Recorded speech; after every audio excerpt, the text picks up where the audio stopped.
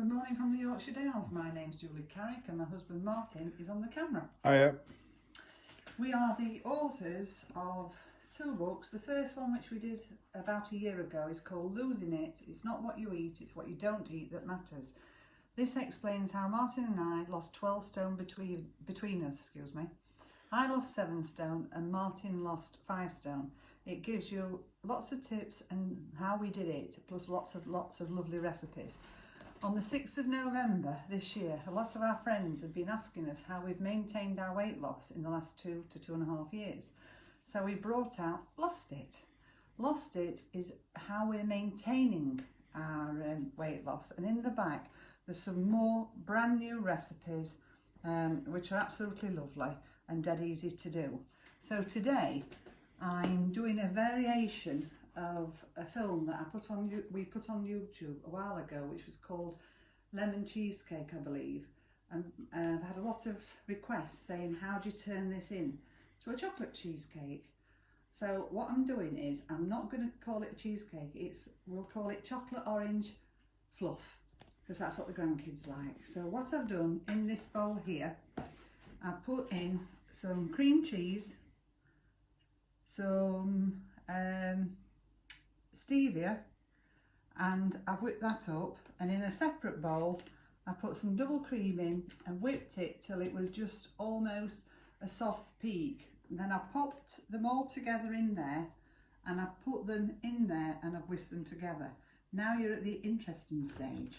To this you get your orange essence, if I could open it, yes, and carefully put in, I'm making a full quantity, put in at least 1/4 teaspoon of orange essence. So that goes in. Tip, always remember to put the lid on, because if it's hot where you're working, you lose vital flavours. I'll just pop that in the sink. And then in this little red pot, if you don't know, it's called a chocolate melting pot. You can get them from Lakeland, they're marvellous. And in here I've used say some 85% chocolate. You break it up into little chunks, pop it in there, then you've got a lid, put the lid on. I stick it in the microwave 30 seconds at a time till it becomes nice and runny, which I presume you can see. I've let it cool for about 10 minutes, so it's still runny, and I'm going to pour it in to the mixture so you can see how nice and runny it is. You can actually use cocoa powder, but I prefer chocolate, because if there's any left we can fight over it, can't we, Mark? No. I presume that means he's going to win again. So I'm just scraping the chocolate out. I'll do the rest later, but with this you can actually turn it inside out to pick at the chocolate, and you can also lick your fingers with it. It's going to be a bit noisy for a couple of seconds while I mix the chocolate and the orange into the mixture.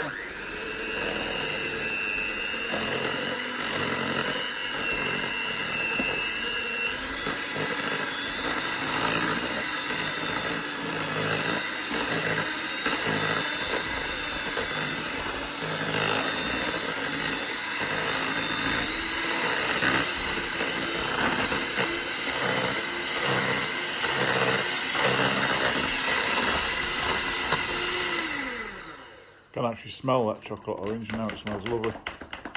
Right, I'm just the chocolate does go a little bit firmer when you're doing this, so I'm just scraping all that back off into the bowl, because once it hits my fingers it goes automatically to my mouth, and we don't want that at this time of the morning.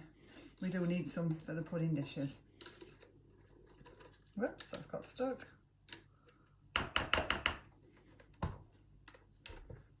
As you can see, it becomes a lot firmer. It's because the hot chocolate hits the cold cream and the cream cheese. If you use cocoa powder, would that make it a little bit grainy? It could do, but a lot of people are frightened about melting chocolate because they're frightened of it splitting.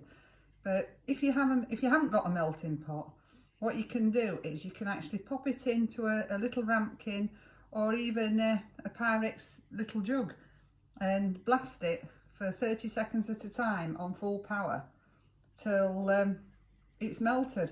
After 30 seconds, you obviously get it out. You check it. I use my long-handled spoon so that my fingers don't go into the chocolate because it's really, really hot. And you'll see what consistency you've got. Once it's melting, you do have to leave it a bit to cool. Otherwise, it could curdle the cream that's in your bowl with your cream cheese. And we don't want that. We want it to look nice. If you just zoom in there, Mark, while I wipe my fingers, you'll see it looks like it's part dark and part white. So what I do then is I get a spatula and I just mix it through. I quite like having, at the bottom where there's a bit of white left, I quite like the rippled effect that looks like a chocolatey, chocolate ripple ice cream. And you can just stir it in if you don't like that effect. It doesn't make any difference to the flavour. I think it just adds texture. And that's it. So then I just scoop it up. I'll use a spoon as well. And I pop it in to a ramekin. The beauty about this, I'll just do a couple because it's easier. Put it into a ramekin and then push it down with the back of the spoon. Try and get it level, because if your family is anything like mine, oh, he's got an ½ inch more than me, or a centimetre, or anything to argue over when it comes to chocolate. I'll do another one. And then, because it's going to be for Christmas, this recipe, no doubt we'll eat it before and we'll have to make some more. What you can do is, if we were having it tonight, you'd put it in your fridge. I tend to put a bit of cling film over the top, just in case if anybody goes in, whether it be me, Martin, or any visitors that might be here, not at the moment because of lockdown of course, then they won't spill anything on it. So that's 2 of them done. I've covered them with a bit of cling film and pop them in the fridge. If I wanted to, this is what's going to happen with these, I will still cover them with cling film. I'll put a little label on chocolate orange fluff or chocolate orange cheesecake or chocolate orange delight, whatever you want to call it, and then I put it straight away into the freezer, and it freezes for up to 2 to 3 months. If you've got it in the freezer and say we're going to have it tomorrow evening, you need to get it out sort of like midday and let it come up to room temperature and defrost. Then serve it at room temperature and it's lovely. You can add chocolate chunks on top, so you can serve it with fresh raspberries or any berries. It's absolutely delicious. I'm just going to wipe my finger.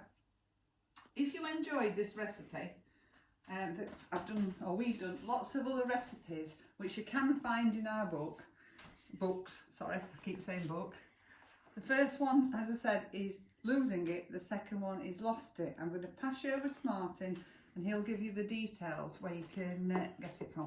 So over to Martin. Yeah, if you'd like to buy a book directly from us, which will be signed, you can contact us on our email, which is juliamartinlosingit@gmail.com. That's all lowercase. And if you contact us on that email, we can send them out to you. The first book, Losing It, is £12 from us. And the second book, Lost It, is £15 for us. Or you can buy both of them for a pre-promotional price of £25. Ideal for Christmas. Don't forget, if you get them from us, they're signed if you'd like one. So if you've liked this video you've seen today, if you click on the notification button on YouTube, you'll get a notification of whenever we post new videos. So and I think that's just about it at the moment.